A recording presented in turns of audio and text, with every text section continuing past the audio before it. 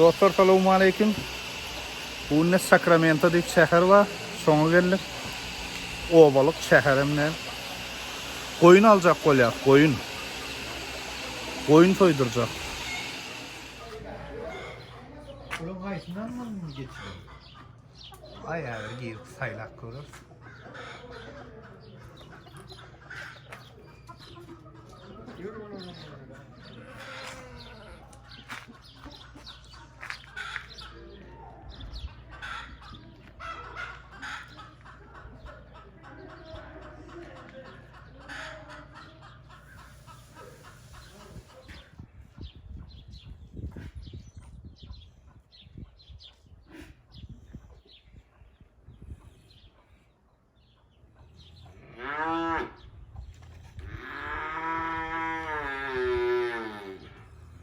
Bu kuşa da yok ne?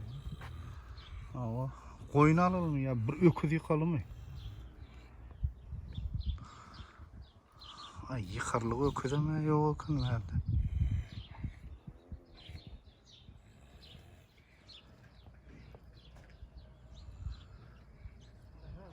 At soydun atan mı arada? Ay yok at soymalı.